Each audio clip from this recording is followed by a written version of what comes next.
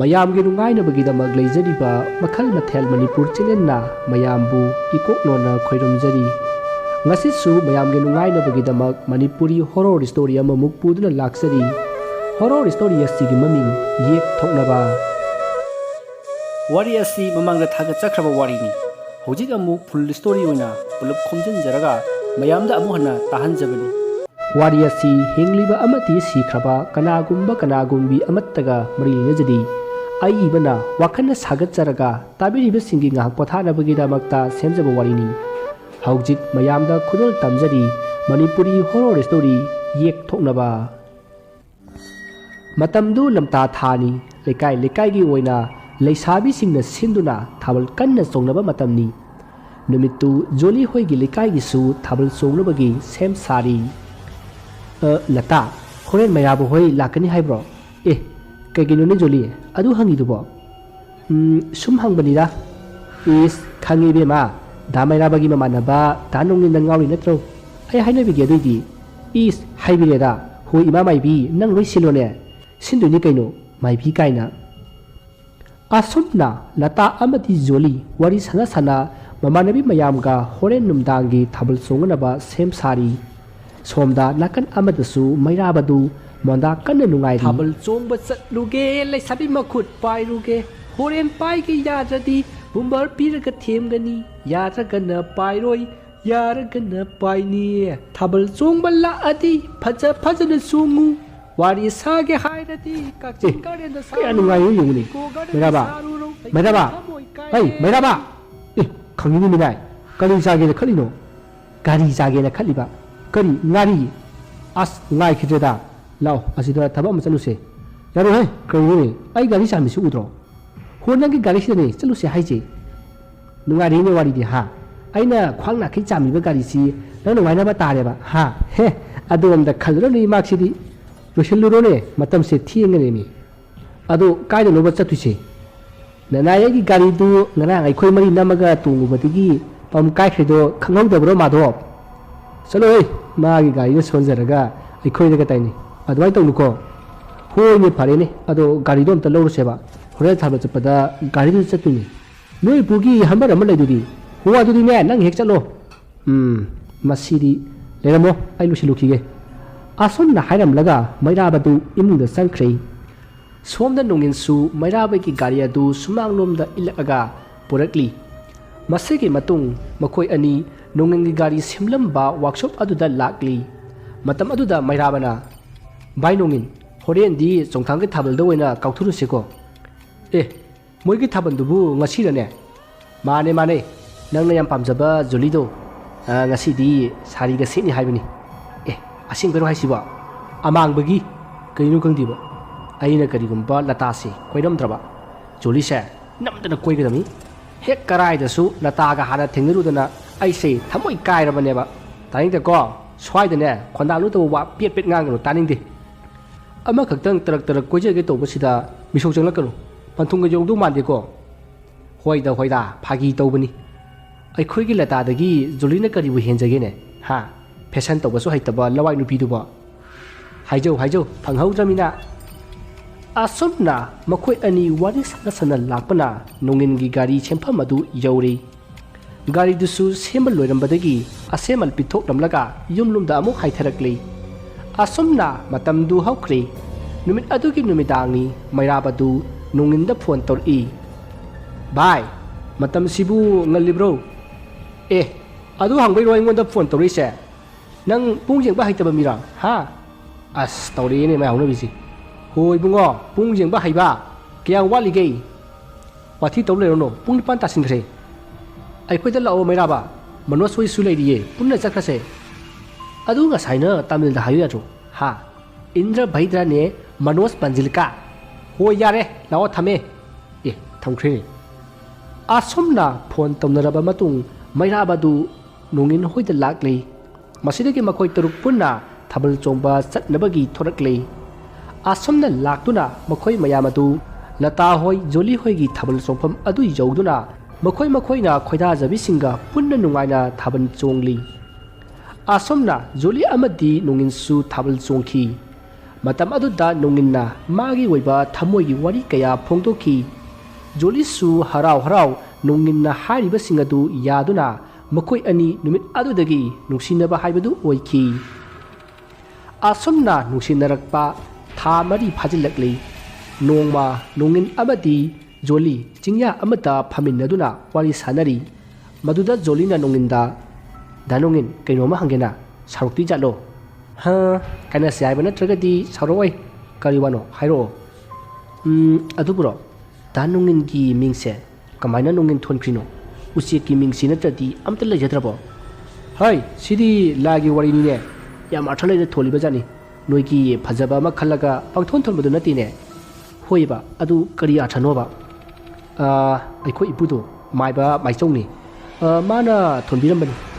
aina taibang phawba numitto nong kanna takhi hai aduda ipuna nong tabadu somda angang unabagi mayamna koichen chena bada nungai ti haidana nong do hangkat khinaba lewa tawrubani hai aduda nong su hangkat khre ai su hangkat khre adagi di puna mak sinaba tare haidana ipuna lewa do handok patagi di nong do maning tamna takhi aduga isu asoi angam yauduna taibang phawedana aduda ipuna aise nongna intharakpani nongna illaga taibang phawkhibani haidana ne nongna inba nongin kobani da o yam nungai ye dagi wari se phonga wari oina takhibi wari ni ne adui na tida sum haibani hoise fare matam se thienge yum halase asumna hainaduna nongin amati jolidu punna mayum mayum da hanare nongin na mayum hek jawbaga nongin gi mama laibina hai gaiko kaida jalui ima mimu narubne hey nangi mido ima khangine mado aina pamdi yamathuna tunga naba toko karigumba mabu yum sida mawena pusilaba ima bu phati hainu as ima adugumba anda biswas ki wakaldo khara thado hojikse yam sakolabani hai nogi adugumba sakopadu ne sirai marai se khangnabra ima na hairi basini nupido ima sumpam pamdi moi kai khoika yek thunai haibasi kayara khana hai khoge yek thunarga kaidogi ma khomai hui kisu yek thunai hai kaso tawdri sidi yek thunga daba mayam su phattaba lei sidi hai nama aina haipa wadana usit thawai daba tawganu aina hari basini nupido yum asida mawena pasilakpa suya yaroi masi haram laga nongin gi mama laibidu parap sangki nongin mathayam na saki adubu mama gi akanba waisin aduna nongin gi thamoi dagi jolibu inthokpadi ngamlamdi masiki matung nongma ayuk amada jolidu karigumba wa ama nunginda hainabagi yamna harau na phone tawri adubu nungindi bathroom da leikibana phone adu mamana waina wulakhi phone adu he wakhatpaga jolina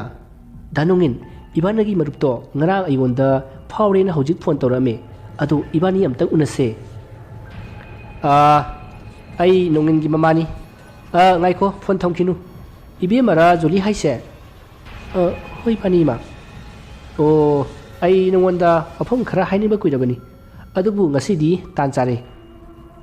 hoi ma haibiyo kri aphom kuirabano kaisu nate da nangi amadi aigi isan nongin nakoi anigi mari ima su khangi adubu ibe ma nakoi anigi laibakta panthung haibado leiti maramdi nakoi ani se yek thungai aina isan nongin dasu phanakan haire adubu mahag yadri adu nei bema nakoi ani gi yaifanaba imana khalaga hari basini nakoi ani paw phawna ima khoirmasu khoiramge na ngasi dagi ne paw phawra nu koi bema asumna nongin gi mama laibina harak liba wafa maduda joli gi thamoi adu machet kaya thokna kai khre mahagna sagat charamba asa kaya samudra gi toraban da saruba lengoi gi phuragum laibi gi wahi kaya na ithat oiduna joli gi asa ki phura adu pungkai kai ki phone hek thambaga joli khamyada milu pirang sintharakuna magi kada pina kapchar somda su nongina bathroom dagi thoraklaga magi kada sanglakpada magi mama adu thor maduda nongina ima hojik phone la madubu kanagino ha kanagi lamgi ne wakhal na wedamgani ko masi haram laga laibidu parprap chatkri masidagi tongin du chingnarakuna parprap magi kada sangchillaga phone gi incoming call adu yengbada hojik jolina torok ambagi yarongki magdan nongina phone adu jolida parprap tawki adubu pairakkhidi hanjin hanjin tawrubada phone adu switch off laikre nungin du mamada wahang jamna hangninki adubu phajana pakum phangloi khanbadagi mahak mafi loisallaga yumdagi thuraki mahal lambida gari thongna thongna latada phone tawki aduga joli da phone pahelaknaba haiki adubu latadi yumda laite haiduna khumlaki masidagi nongindu joli hoigi yumda chatlurage khanduna mahak joli hoida lai adubu joli hoigi thongal jorakpada nongindu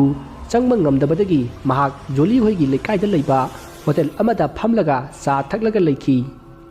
mahakna joli gi machanupi natraga mawpa adu tholakabadi joli bu kokthok hange khanduna ngairibani adubu kanasu tholakiri matam aduda nongin gi phone da mamana kayarak hanna phone torki adubu nongin na sompai pairamdi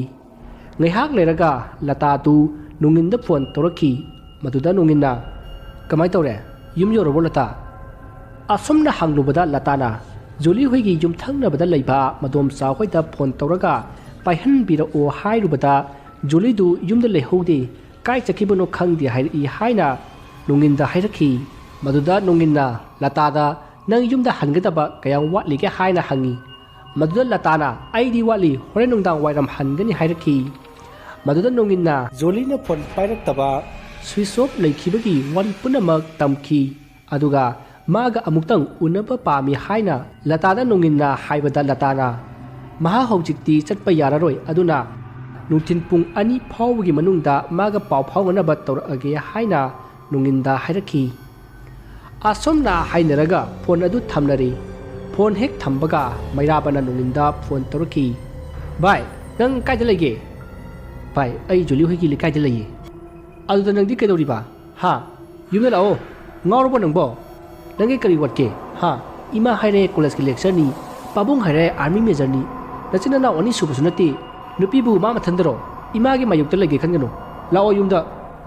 bai yare phone thamo aigi aninga pambada yepami khudima aiga mari amata lenadrabani masi hairaga nongindu sauna phone adu thami matam aduda asomdana mairaba kari hairi no mana ima saroida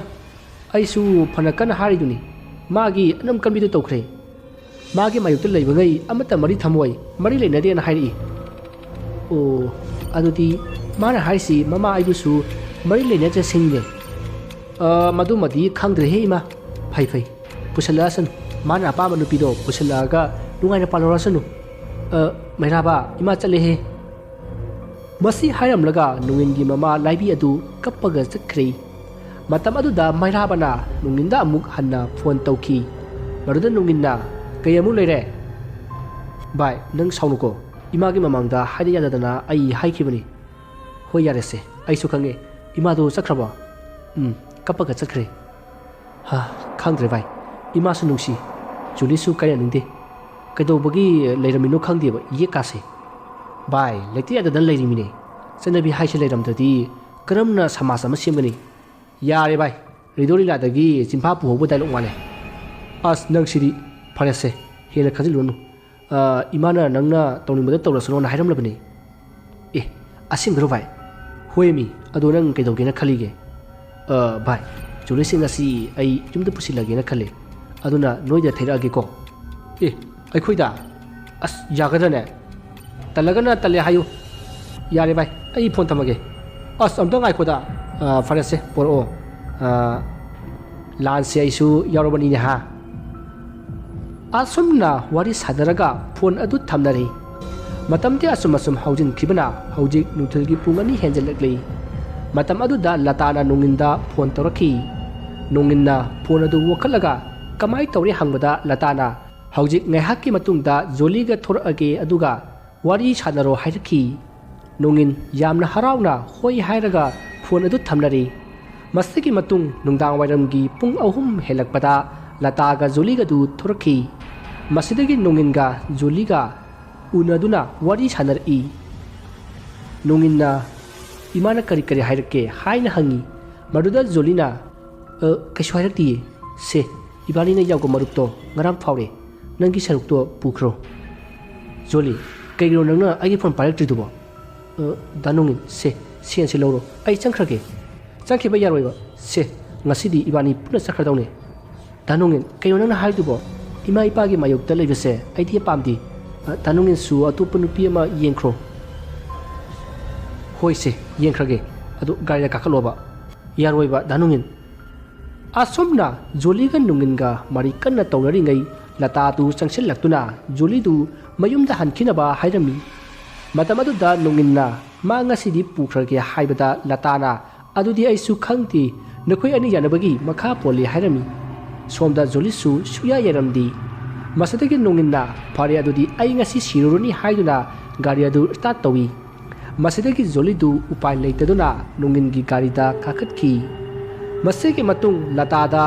bidai piram laga joli amati nungindu anoba punsi amagidama khong thangjinki masigi matung nungin amadi joli laiba pumjau thinna luhungki nungingi mama laibi du maithongda yaningdabagi mami amatta utkiri asumna luhongba adu harau tayamna pangthoki matamte asum haujin khibana hauji luhongba sahi ama henjalaklei adubu joli mamitta masa amatta uramdi nakan amaromda nungingi mama laibi aduna jolibu nongmagi otpa neiba asum hauraki masigi sum mathakta nunginsu jolibu minaiba hauraki nongmanumidang thiengna nungindu yu ngauruga halaki aduga joliga yamna kanna mariyin aduna khanaki masidagi nunginna jolibu tamthina phuki masi mamang thaktasu kayarak adum tawkraba thabakni adubu numit adudadi nunginna jolibu sathina phumanbadagi joli gyan mangki matam aduda nungingi mama laibi chenchillaktuna tawriba adu yengki matam aduda jolidu makoktagi I haitharaga leimaida targa lerami mage manakta nunginna yu likligi akaiba bottle ama pairaga lepaga lerami masidagi laibina nunginda ibungo kaino nanga tawriba sibo haiduna nganglami maduda nunginna aisu khanghodreima haiduna ingak ngai masigi matung jolibu laibi amati nunginna magi makoktagi tara iba isingatu taithoki amadi leimaida tariba isingadu su taithoki masi punamak loiraga jolibu silingfel aduda mangakta phina kisallaga yankatlaga thamki asomna tawdari ngai aduda yumthangnabada leiba ahad ama ani changsillaktuna khanaba adu khamba lakhi masidagi imungda leiriba nungin amadi laibi adu ipa pakhana kapsinnaba hori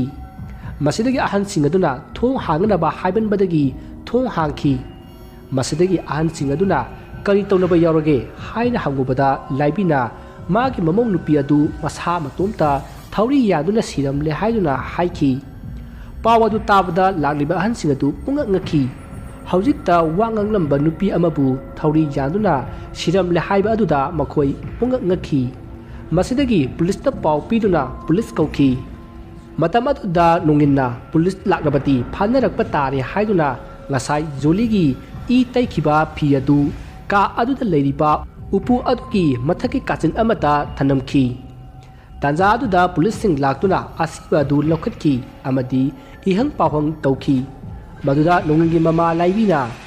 aidi khanghodi tumure ibungona koilaw lawrakpa aduda ai hawulakpani haina kumlaki amadi nunginna ngasai nungthin maga aiga khara khanaki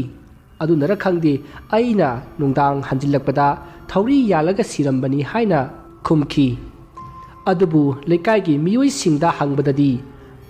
numidang athengbada makhoi imung masida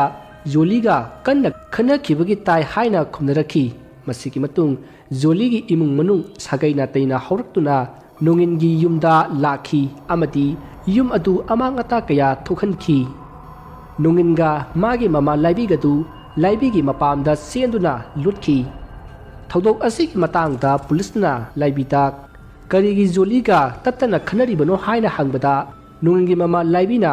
nunginga joliga si yek thunglei aduna maha angang jawdi maramasigi damak makoi ani tatana khanai masigi somathakta makoi ani yek thoknabanina jolina punsi tenkhibani haina khumki asumna nunginda hangbadasu maga aigasi yek thonglei aduna mahak mapunsi tenkhibani haina aduma khumlaki adubu pakhum adunadi matik saba asinga pakhum nattabanina pulising aduna nungin amadi leibibu jingnaki adubu evidence amata leitribana makhoi ani bu phabani ngamlamdi amadi nongin mama laibi gina mabung atomba du mantri oiba maramna case adu namsin khinaba honaki police na Jolie gi misi adu gi matang da thijinba adu lepkhre madu lepna ba nongin na achouba sempham amasu pi khiba leikhi maram asina Jolie gi case adu thupchen khi Jolie gi mama mapana misi asigi matang da asengba langna langjen puthok pinaba haijaki adubu kanana su tabi khidi hoi hoi yam kana thiri tamak hairaga leithok nakhi asumna matamadu ki paliba sarkar aduna lupa lakh mari piraga yanara si haiki adubu Jolie gi mama mapana senadu lau haiba yakhidi amadi Jolie gi mama na kaptuna laukhi isana landaba makta oirabadi magi thawaina punamakpu laman khumba oira sanu haina police station aduda lauramaga wan thakhi asumna Jolie gi mama yamna kuina wakhal takhidi angawbi amagum leikhi adubu tapna phagalaktuna mahausa ge punsida hanjanki asomna nonginsu matam kharage matung magi mama laibina yaba nupi amaga luhongduna masa nupi lamngan bibu phangjaki adubu Jolie na sikhiba yum adudadi kana amatta sangnadana leikhi atopa mafam amada lam leiraga nongin laibi amati magi nupi angang singa leikhi adubu nongin ge masa nupi lamngan bigi mamangda nupi amana hek laktuna wari adumuk sarakpa horki adubu mahakti thoina khanjeludi asumna sum haukibana haujik lamngan bi adu lesabi farak lei nongma lamngan bina magi mamanabi ahumda makhoi gi yum ama arapada lei koiru si haiduna mamanabi ahum aduga loinana Jolie na sikiba yum aduda lakhi asumna nongingi masanupi lamngan bi amadi magi mamanabi singna lakpana haujik Jolie na sikhiba yum adu yoroklei masiki matung makhoi maridu Jolie na sikhiba yum adu da sangai makhoi na sangkhiba adu da yum adu gi yum thangnabada leiriba mihoi singna kana no ne haiduna jingna hui somda hojik lamngan bi amadi magi mamanabi singatu imungda sangaklaga yum adu da leiramba sofa sing adu da phamli yamne henna ngakpa amana yum adu hojik mi leinabagum amatta mosilamdi leiriba table chokri sofa punamak phajana adumak leirami asumna lamngan bi amati makhoigi mamanabi singna phamlaga wari sanaraga leiringai yum aduki atupaka amada mi amana wai sitpaki khonjal tarai tariba khonjal adu lamngan bi matomtana takhi aduga magi mamanabi ahum dunadi takhiti masida lamngan bina kanano asida wai sili sipo haiduna ka aduda yemba lakhi mahana asumna lakpada nupi amana ka adudagi thoraklaga yum adugi mathak thangba ka aduda kakhatkhiba adu mahangna ukhi maduda lamngan bina wa haina naba tawringai lamngan bi gi mamanabi singna kaidoroge lamngan bi haina korakpada mahangna kaisu tawde asida nupi ama satkhiba aduda yenglambani haiduna khungki maduda lamngan bi gi mamanabi singna ha kadai none haiduna makhoisu yengi adubu kana amata satkibadi ukhide asumna kana amata udaba aduda lamngan bigi mamanabi singna farese yumda halasi haiduna hairami adubu lamngan bidi yum adudagi haningdri mahana ukhiba nupi adu kanano haibadu yamna khangninki adubu mamanabi singna satnanaba taksilakpa aduda mahaksu hoi haiduna yum adu thadok lamlaga chatki yumthangnabada lehoupa mi singna karigi laklam liban sanone haiduna khanaki masiki matung hojik lamngan bi adu magi yum yori matam aduda mahakna magi kada hiplaga ngasai mahakna makhoigi mabuki yumda ukhiba nupi adu kanano haibadu yamna khangninki nupi adu gi maramdasu mahakna yamna khalli kanano ni ngasai gi dugo yumdu sinanaba leiba mi urajala kanadi hayeng dei thanta chalaga kanano haibadu yenguge asomna khanduna lamngan bi adu mathangi numit ngai khi numit adugi numidangni lamngan bi magi kada lairik ama paduna leiri mahana paribadu lairik natti comic amani comic adugi wari aduda nupi amabu railway station dagi pharaklaga makhoi mioi kharana mangakaklaga hatpagi wari oiribani comic adu horror comic ni mahakna asum parakpada comic adu da yawba ꯁꯦꯈꯔꯅ ꯃꯥꯒꯤ ꯀꯥꯗ phone ꯃꯦꯠꯂꯒ ꯂꯩꯔꯤꯉꯩ ꯃꯥꯒꯤ ꯀꯥꯒꯤ ꯊꯣꯡ ꯑꯗꯨ ꯊꯤꯜꯂꯛꯈꯤ꯫ ꯍꯥꯏꯔꯤꯕ ꯋꯥꯔꯤ ꯃꯇꯥꯡ ꯑꯁꯤ ꯍꯦꯛ ꯌꯧꯔꯛꯄꯗ ꯀꯣꯃꯤꯛ ꯑꯗꯨꯕꯨ ꯄꯥꯔꯤꯕ ꯂꯝꯉꯥꯟꯕꯤꯒꯤ ꯀꯥꯒꯤ ꯊꯣꯡꯅꯥꯎ ꯑꯗꯨꯗ ꯀꯣꯛ ꯀꯣꯛ ꯊꯤꯜꯂꯛꯈꯤ꯫ ꯇꯥꯟꯖꯥ ꯆꯥꯅ ꯇꯥꯔꯤꯕ ꯈꯣꯟꯖꯦꯜ ꯑꯗꯨꯗ ꯂꯝꯉꯥꯟꯕꯤ ꯈꯪꯄ꯭ꯔꯦꯛ ꯈꯪꯗꯨꯅ ꯃꯥꯅ ꯄꯥꯔꯤꯕ ꯀꯣꯃꯤꯛꯇꯨ ꯃꯈꯥꯗ ꯊꯥꯗꯩ꯫ ꯃꯁꯤꯗꯒꯤ ꯑꯃꯨꯛ ꯈꯨꯟꯒꯠꯂꯒ ꯇꯦꯕꯜ ꯃꯊꯛꯇ ꯊꯝꯂꯦ ꯑꯗꯨꯒ ꯊꯣꯡꯅꯥꯎ ꯑꯗꯨꯗ ꯍꯥꯡꯗꯣꯛꯂꯒ ꯀꯅꯥꯅꯣ ꯍꯥꯏꯗꯨꯅ ꯌꯦꯡꯉꯤ꯫ ꯑꯗꯨꯕꯨ ꯀꯅꯥ ꯑꯃꯠꯇꯗꯤ ꯂꯩꯔꯝꯗꯦ꯫ ꯃꯁꯤꯗꯒꯤ ꯂꯝꯉꯥꯟꯕꯤꯅ ꯊꯣꯡꯅꯥꯎ ꯑꯗꯨ ꯊꯤꯡꯖꯤꯜꯂꯝꯃꯒ ꯃꯥꯅ ꯄꯥꯈꯤꯕ ꯀꯣꯃꯤꯛ ꯑꯗꯨ ꯃꯈꯥ ꯆꯠꯊꯔꯛꯏ꯫ ꯑꯁꯨꯝꯅ ꯁꯨꯝ ꯄꯥꯔꯛꯄꯗ ꯀꯣꯃꯤꯛ ꯑꯗꯨꯗ ꯌꯥꯎꯔꯤꯕ ꯁꯦꯈꯔꯅ ꯃꯥꯒꯤ ꯀꯥꯒꯤ ꯊꯣꯡ ꯑꯗꯨ ꯍꯥꯡꯗꯣꯛꯂꯒ ꯌꯦꯡꯕ ꯃꯇꯝꯗ ꯅꯨꯄꯤ ꯑꯃꯅ ꯃꯥꯒꯤ ꯃꯃꯥꯏꯗ ꯊꯥꯡꯅ ꯌꯥꯜꯂꯝꯃꯒ ꯆꯦꯟꯈꯤ꯫ ꯆꯩꯅꯥ ꯑꯗꯨꯅ ꯁꯦꯈꯔ ꯀꯟꯅ ꯂꯥꯎꯈꯤ꯫ ꯑꯁꯨꯝꯅ ꯀꯣꯃꯤꯛ ꯑꯗꯨꯗ ꯌꯥꯎꯔꯤꯕ ꯋꯥꯔꯤ ꯑꯁꯤꯒꯤ ꯃꯇꯥꯡ ꯑꯁꯤ ꯍꯦꯛ ꯄꯥꯔꯛꯄꯗ ꯂꯝꯉꯥꯟꯕꯤꯒꯤ ꯀꯥꯒꯤ ꯊꯣꯡꯅꯥꯎ ꯑꯗꯨꯒꯤ ꯋꯥꯡꯃꯗ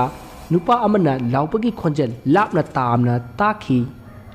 ꯈꯣꯟꯖꯦꯜ ꯑꯗꯨ ꯇꯥꯕꯗ ꯂꯝꯉꯥꯟꯕꯤꯅ ꯃꯥꯒꯤ ꯀꯥꯒꯤ ꯊꯣꯡꯅꯥꯎ ꯑꯗꯨꯗ ꯄꯔꯞ ꯄꯔꯞ ꯆꯪꯁꯤꯟꯗꯨꯅ ꯊꯣꯡꯅꯥꯎ ꯑꯗꯨ ꯍꯥꯡꯉꯤ ꯑꯗꯨꯒ ꯀꯨꯌꯦꯡ ꯌꯦꯡꯉꯤ꯫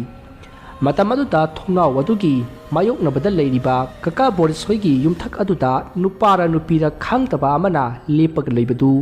ꯊꯥꯕꯜꯒꯤ ꯃꯉꯥꯜ ꯑꯗꯨꯗ ꯎꯈꯤ꯫ ꯃꯗꯨ ꯎꯔꯨꯕꯗ ꯂꯝꯉꯥꯟꯕꯤꯅ ꯀꯅꯥꯅꯣ ꯑꯁꯤꯗꯤ ꯍꯥꯏꯗꯨꯅ ꯈꯜꯂꯒ ꯃꯥꯒꯤ ꯀꯥꯗ ꯆꯥꯔꯖ ꯇꯧꯔꯤꯕ ꯃꯐꯝ ꯑꯃ ꯈꯪꯅ ꯉꯥꯟꯕ ꯇꯣꯔꯆꯂꯥꯏꯠ ꯑꯗꯨ ꯄꯨꯊꯣꯔꯛꯂꯒ ꯑꯃꯨꯛ ꯀꯥꯞꯇꯨꯅ ꯌꯦꯡꯉꯤ꯫ ꯑꯗꯨꯕꯨ ꯃꯍꯥꯛꯅ ꯇꯣꯔꯆꯂꯥꯏꯠ ꯀꯥꯞꯄꯨꯕꯗꯒꯤ ꯌꯨꯝꯊꯛ ꯑꯗꯨꯗ ꯂꯦꯞꯄꯝꯕ ꯅꯨꯄꯥꯅꯤ ꯅꯨꯄꯤꯅꯤ ꯈꯪꯗꯕ ꯃꯤꯁꯛ ꯑꯗꯨ ꯀꯀꯥ ꯕꯣꯔꯤꯁ ꯍꯣꯏꯒꯤ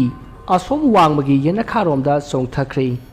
ꯑꯁꯨꯝꯅ ꯆꯣꯡꯊꯈꯤꯕ ꯑꯗꯨꯗ ꯂꯝꯉꯥꯟꯕꯤꯅ ꯍꯨꯔꯥꯟꯕ ꯑꯣꯏꯔꯕ ꯖꯥꯠꯂꯥ ꯍꯥꯏꯅ ꯈꯟꯈꯤ꯫ ꯃꯁꯤꯗꯒꯤ ꯃꯍꯥꯛꯅ ꯊꯣꯡ ꯑꯗꯨ ꯂꯣꯟꯁꯤꯜꯂꯝꯂꯒ ꯆꯧꯀ꯭ꯔꯤꯗ ꯐꯝꯂꯒ ꯂꯩꯔꯤ꯫ ꯃꯍꯥꯛꯅ ꯈꯜꯂꯤ, ꯀꯩꯅꯣꯅꯦ ꯑꯩꯅ ꯀꯣꯃꯤꯛꯁꯤ ꯍꯦꯛ ꯄꯥꯕꯒ ꯀꯣꯃꯤꯛꯁꯤꯗ ꯇꯧꯕ ꯇꯥꯕ ꯈꯨꯗꯤꯡꯃꯛ ꯑꯁꯦꯡꯕ ꯑꯣꯏꯅ ꯇꯥꯔꯤꯁꯤꯕꯣ?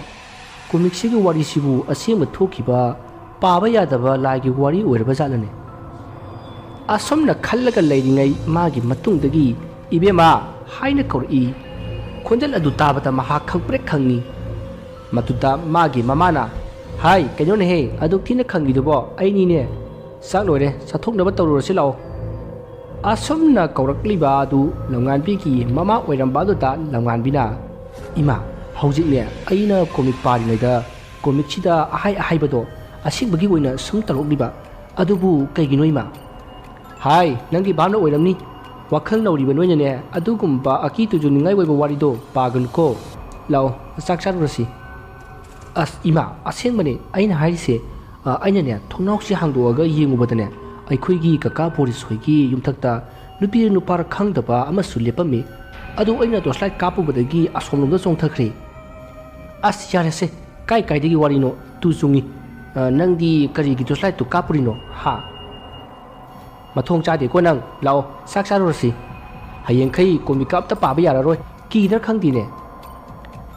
ꯀꯤꯗꯤꯌꯦ ꯏꯃꯥ ꯅꯨꯡꯉꯥꯏꯈ꯭ꯔꯖꯥꯠꯅꯤꯗ꯫ ꯅꯨꯡꯉꯥꯏꯕꯗꯨꯅꯅꯦ ꯂꯝꯃꯤꯠꯇ ꯆꯨꯔꯤ ꯄꯥꯔꯤ ꯎꯔꯤꯗꯣ꯫ ꯑꯁꯨꯝꯅ ꯂꯝꯉꯥꯟꯕꯤ ꯑꯃꯗꯤ ꯃꯥꯒꯤ ꯃꯃꯥꯗꯨ ꯋꯥꯔꯤ ꯁꯥꯟꯅ ꯁꯥꯟꯅ ꯆꯥꯛꯈꯨꯝꯂꯣꯝꯗ ꯂꯥꯛꯂꯦ꯫ ꯇꯥꯟꯖꯥ ꯑꯗꯨꯗ ꯂꯝꯉꯥꯟꯕꯤꯒꯤ ꯃꯕꯣꯛ ꯂꯥꯏꯕꯤꯅ, ꯍꯥꯏ ꯀꯔꯤꯅꯣꯅꯦ ꯏꯁꯨꯅ ꯍꯥꯏꯔꯤꯕꯕꯣ? ꯃꯇꯝ ꯑꯗꯨꯗ ꯂꯝꯉꯥꯟꯕꯤꯒꯤ ꯃꯃꯥꯅ, ꯍꯣ ꯅꯁꯨ ꯅꯨꯄꯤꯁꯦ ꯂꯥꯏ ꯎꯔꯦꯌꯦ, ꯕꯨꯠꯀꯤ ꯀꯣꯃꯤꯛ ꯑꯃ ꯄꯥꯁꯤꯜꯂꯒ ꯚꯥꯞ ꯐꯔꯤꯕ꯫ ꯑꯁ ꯃꯃꯥ ꯑꯩꯅ ꯚꯥꯞ ꯐꯕ ꯅꯠꯇꯦꯕ ꯑꯁꯦꯡꯕꯒꯤꯅꯦꯕ꯫ ꯇꯥꯟꯖꯥ ꯑꯗꯨꯗ ꯂꯥꯏꯕꯤꯅ, ꯉꯥꯏꯈꯣ ꯏꯁꯨ ꯊꯣꯏꯕꯤ ꯀꯔꯤ ꯎꯔꯕ ꯍꯥ? ꯕꯨꯕꯣꯛꯇ ꯍꯥꯏꯔꯣ ꯀꯔꯤ ꯎꯔꯤꯅꯣꯕ? ꯑꯗꯨꯕꯨꯔ ꯕꯨꯕꯣꯛ ꯑꯩꯅ ꯀꯣꯃꯤꯛ ꯄꯥꯔꯤꯉꯩ ꯀꯣꯃꯤꯛꯇ ꯏꯔꯝꯕ ꯊꯧꯗꯣꯛꯇꯣ ꯑꯁꯦꯡꯕꯒꯤ ꯑꯣꯏꯅ ꯑꯩꯒꯤ ꯀꯥꯗ ꯁꯨꯝ ꯇꯧꯔꯛꯏꯕ꯫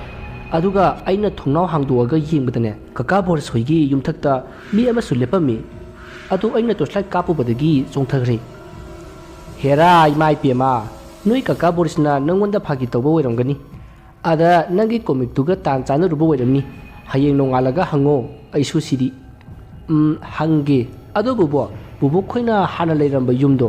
ꯌꯥꯝ ꯐꯖꯩ꯫ ꯑꯗꯨꯗ ꯅꯨꯄꯤ ꯑꯃ ꯂꯩꯔꯤꯗꯣ ꯑꯩꯈꯣꯏꯒꯤ ꯀꯔꯤ ꯃꯔꯤ ꯊꯨꯡꯅꯒꯦ? ꯂꯝꯉꯥꯟꯕꯤꯅ ꯍꯪꯂꯛꯂꯤꯕ ꯋꯥꯍꯪ ꯑꯗꯨꯗ ꯂꯥꯏꯕꯤ ꯑꯃꯗꯤ ꯂꯝꯉꯥꯟꯕꯤꯒꯤ ꯃꯄꯥ ꯅꯣꯡꯏꯟ ꯌꯦꯡꯅꯩ ꯑꯗꯨꯒ ꯅꯣꯡꯏꯟꯅ ꯍꯥꯏꯔꯛꯏ, ꯆꯠꯊꯣꯏꯕꯤ ꯀꯩꯅꯣꯅꯦ ꯅꯪꯗꯤ ꯌꯨꯝꯗꯨꯗ ꯅꯨꯄꯤ ꯑꯃ ꯂꯩ ꯍꯥꯏꯕꯁꯤꯗꯤ ꯀꯃꯥꯏꯅ ꯈꯪꯉꯤꯕ? ꯕꯕꯥ ꯑꯩꯅ ꯉꯁꯥꯏ ꯆꯠꯄꯗ ꯂꯩꯍꯧꯋꯤ ꯑꯗꯨꯒꯤ ꯍꯥꯏꯕꯅꯤꯗ꯫ ꯅꯪꯗꯤ ꯀꯔꯤꯒꯤ ꯌꯨꯝꯗꯨꯗ ꯆꯠꯂꯨꯔꯤꯕ ꯍꯥ? ꯍꯌꯦꯡꯈꯩ ꯆꯠꯂꯨꯅꯨꯀꯣ ꯃꯗꯨꯒꯤ ꯌꯨꯝꯗꯣ ꯂꯥꯏ ꯐꯠꯇꯕ ꯂꯩꯕ ꯌꯨꯝꯅꯤ꯫ lam henduna chatlaba nang adum sijare khanguko hoi baba asumna makhoi ware sana sana sak saban loisilaba matung mage kada tumba sangna khrei matam di asum haujin kibana ahingi matam yorokli matam aduda longan bigi mabuki yum aduda mahak matom ta lai aduga yum aduda sangduna man ukiba nupi adu koithi thirai asumna mahakna thirakpada amamba ka amata nupi ama sut sut kappaga lerami maduda longan bina kaidoroge nang kanano haina hangi matam aduda nupi aduna ai yumsigi mine adubu nakhoina ibu inthokpire sak su pijadi thabakti adum suale ai chaigamna lami asi haraga amuk sut kapkhri matam aduda longan bina ai sak pijage namaido nokalo ai ge wari sase asumna hairubada nupi adu mamai tapna nunkhalai taja aduda longan bi ki mamana longan bi haiduna hauduraki asumna haudurokpa aduda longan bi mamit khampang pagi aduga mamada munna yengi maduda mamana hai kidoragine masibo hogolo no ngale tuition chatpa thiengkini asumna hairamaga longan bi ki mamadu satkhri masida longan bina khali kaino hujiki mangdudi asengba su yumduda nupidu adum leromgadane asumna khanna mahak phamungdagi haugalakli aduga mamai mamit ta thoklaga mamagi manakta sanglai aduga ima haujinne aigi mangda bubu khigi yumdo uyibako adugi yumduda ima yam wana nupi ma lehowi aslangan bi nang adui wado palla anu haiba natro tungge de haidraga kai kandabda mangmangino chalo tuition thiengkhinabani asumna longan bigi mamana sairakpa aduda longan bisu magi tuition du satkhre longan bigi mama si yamna kigali mahakti butpret lai haibasi yamna kijaba misakni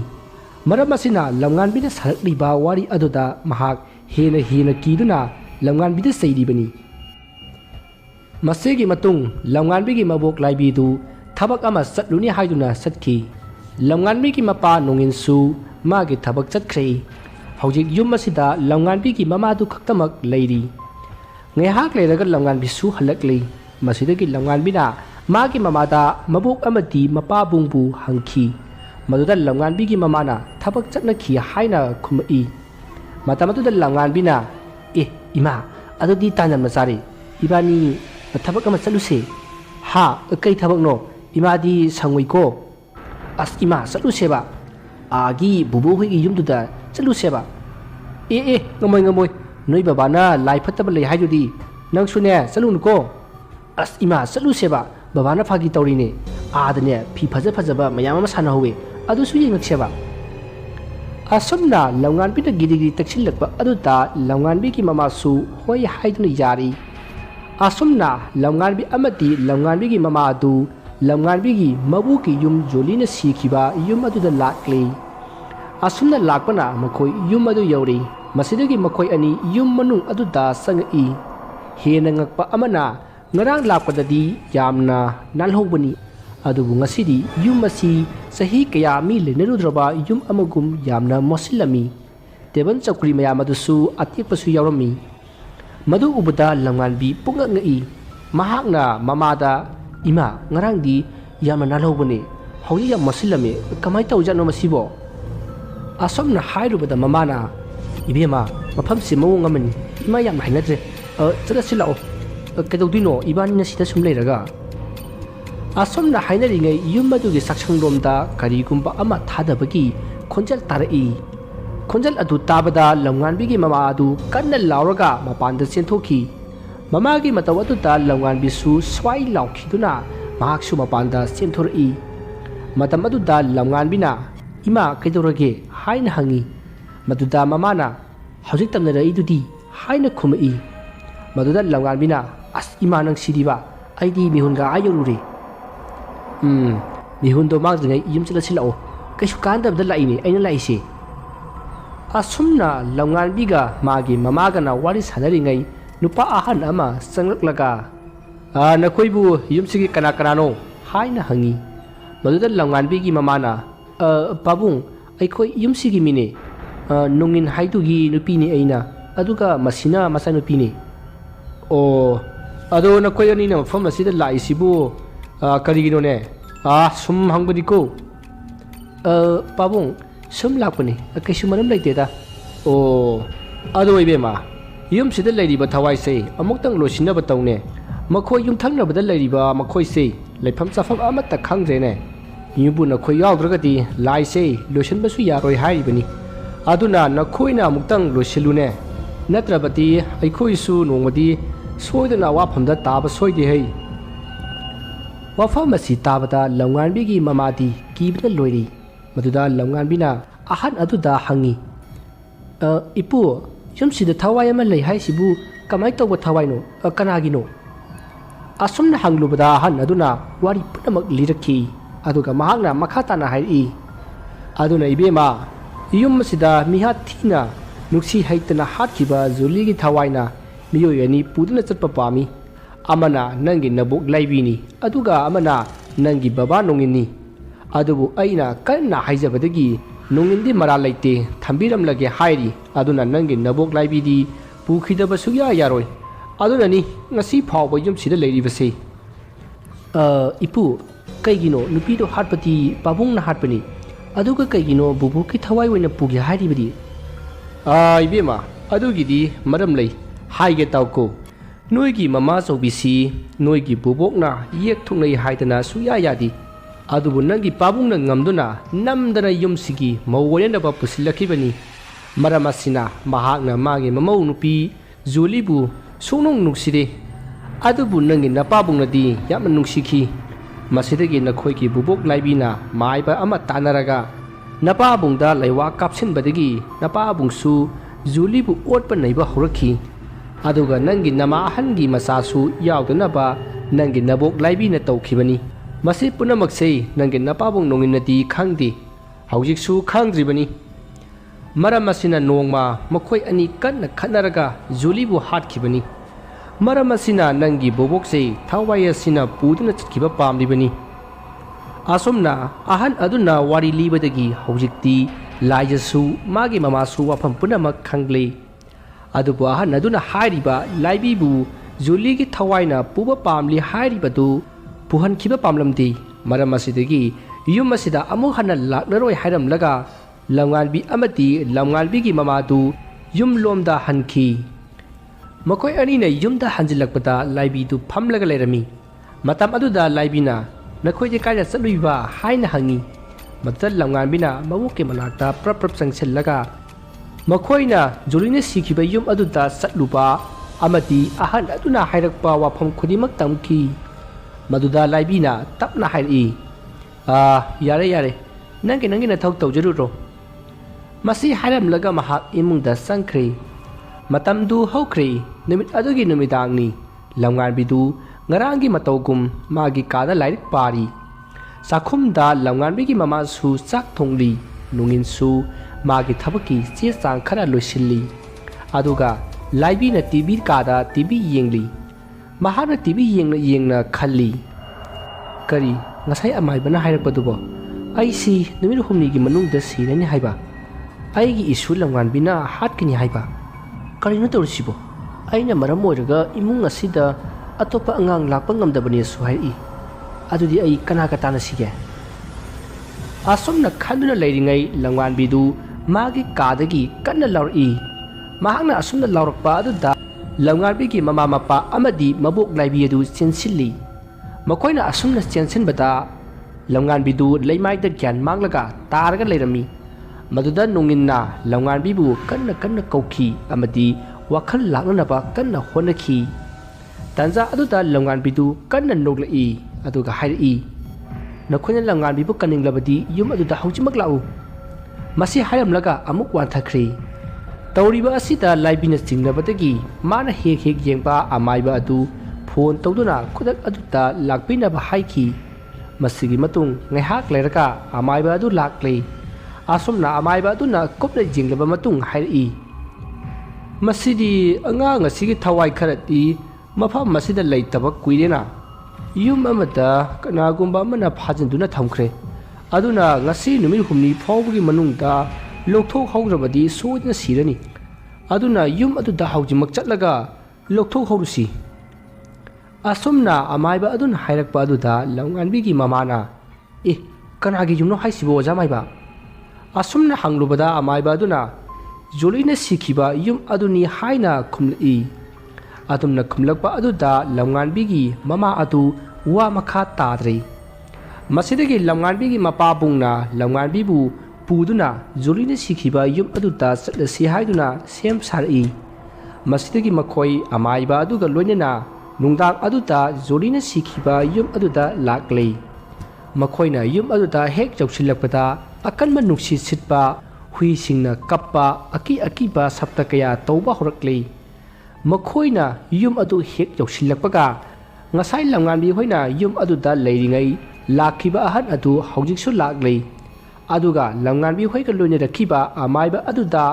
yamna sauna yengki aduga hairi oza sen kharagidamag mi marigi punsibu ariyamada manghan bahaibasibu afhabrani oza harakliba wafam adugi arsha khangdabana nongin amati magi nupi adu tumina lei aduda nongin na hairi somna kana ibungo aise joligi hek mamani yum masida imok jolina sahi kaya hwara lelaklibani adubu ngasidi magi awabadu koklani masi hairaga nongin mama laibi de yengi maduda nongin na karino harisibo aidi pap amata tati hairupata joligi mama aduna hairi ibungo yengu masigi amaiba siga nangi imagana manaraga nangi nupiki phangjagadaba anga ohum makhoina manghanki amati nangonda leiwa thajinduna nangbu ngawhanduna nangi nakhotmakna jolibu halankhibani aduna makhoina halibase nangi nupida nati nangi na sa ahum sunine haujiksu nangi imana hek leiba makai nangi namita nasa nupa amata uba fangroi aduga nasa nupi asisu numi humnigi manungda siragani asomna hainaringai lamnganbidu wakhal lakpagum phok hagolai aduga yumadugi manungda chansinkhre leiriba mayamadu pungangai matamaduta nungina lamnganbipu phananaba honaki adubu kanagumba amana kauthorokki masidagi amaiba ani aduna masidi mungong amani haiduna makhoina haijapa leiwa kaya sonduna lai khoiramba horakle masidagi laibina kaukhiba amaiba aduna maira khara sukhatnaba hairakhi masidagi yum aduda lakhiba joligi mama aduna magi khawda yauribani hairakpadagi mai sukhatuna lai kanna khoiramba horai